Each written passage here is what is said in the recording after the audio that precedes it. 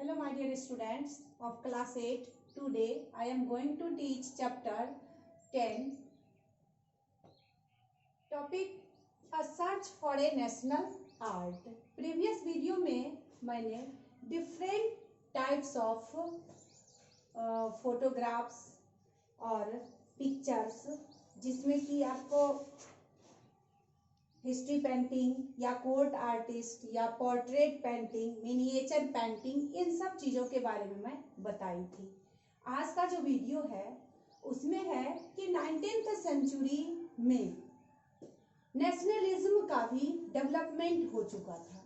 लोगों में एक पैट्रियोटिक फीलिंग्स भी आ रही थी और उस फीलिंग्स को पेंटर्स किस प्रकार अपने पेंटिंग में दिखाते थे ताकि लोगों में एक नेशनलिज्म की भावना आगे बढ़े और अंग्रेजों को यहाँ से भगाने में हम लोग सामर्थ्यवान हो सके। तो उसमें से कुछ ऐसे पेंटर्स हैं जो बहुत फेमस माने जाते हैं। Many painters started developing style that could be considered both modern and Indian, modern भी हो और इंडियन भी हो। उसमें सबसे जो फेमस पेंटर है उनका नाम है रवि वर्मा। रवि वर्मा ये केरल के रहने वाले थे। He was very famous sculpture of modern India and national India. He portrait scenes, ये वैसे सीन्स को पोर्ट्रेट करते थे जिसका सीन ये लोग लेते थे Ramayana and Mahabharata on canvas. His mythological painting became very popular और जिसके चलते ये जिस सीन को ये डेवलप करते थे जैसे कि रामायण और महाभारत के सीन को, ये बहुत ही आगे चल के बहुत पॉपुलर हो चुके थे क्योंकि ये हमारे ट्रेडिशन में, कल्चर में थी। तो इस आर्ट को इनको डेवलप होने में, पॉपुलर होने में कोई दिक्कत नहीं हुई। फिर दूसरे प्रकार का जो आर्ट है वो है आपको a different vision of national art. अब इसके अलावा यानी रवि वर्मा के ग्रुप के अलावा एक नए ग्रुप का भी डेवलपमेंट हुआ जहां पर कि कुछ नेशनलिस्ट आर्टिस्ट जमा होते हैं और इस नेशनल आर्ट का डेवलपमेंट करते हैं। उसमें जो सबसे प्रोमिनेंट फिगर के रूप में सामने आए हैं उनका नाम है Abanindranath Tagore. A new group of nationalist artists gathered around Abanindranath Tagore. एक ग्रुप तो रवि वर्मा का ग्रुप हो गया, दूसरा ग्रुप आपको हो गया अवनींद्रनाथ टैगोर।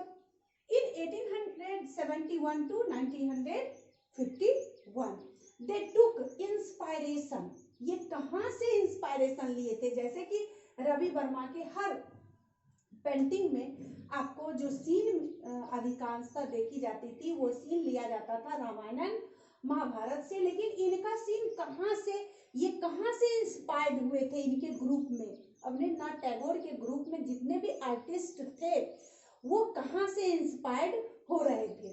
तो they took inspiration from medieval Indian tradition of miniature painting. ये मिनिएचर पेंटिंग ले रहे थे ट्रेडिशन से, and the ancient art of mural painting of the Ajanta caves. और कुछ मतलब एक तो मिनिएचर पेंटिंग से ले रहे थे और दूसरी अजंता केव्स में भी कुछ पेंटिंग्स थे, उसमें से ये लोग ये पेंटिंग उनके लिए इंस्पायरेशन का काम करते हैं।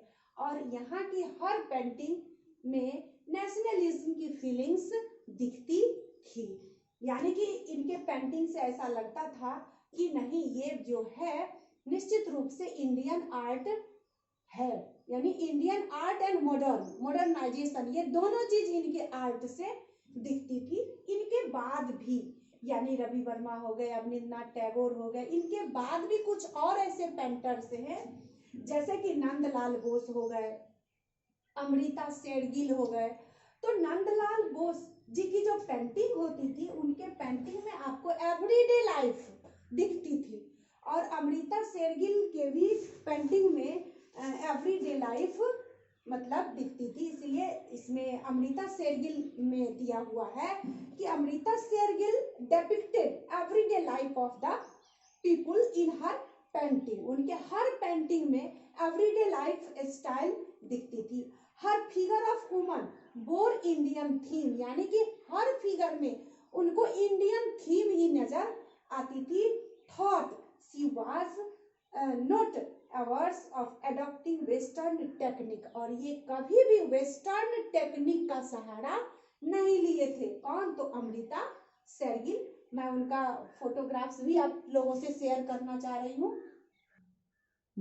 ये आपको है फिगर राजा रवि वर्मा का फिगर है, जो कि बहुत ही बड़े फेमस पेंटर, और ये फर्स्ट क्रिएट किए थे मॉडर्न एंड नेशनल आर्ट का। ये रहने वाले थे केरल के। तो he was very famous painter and sculpture.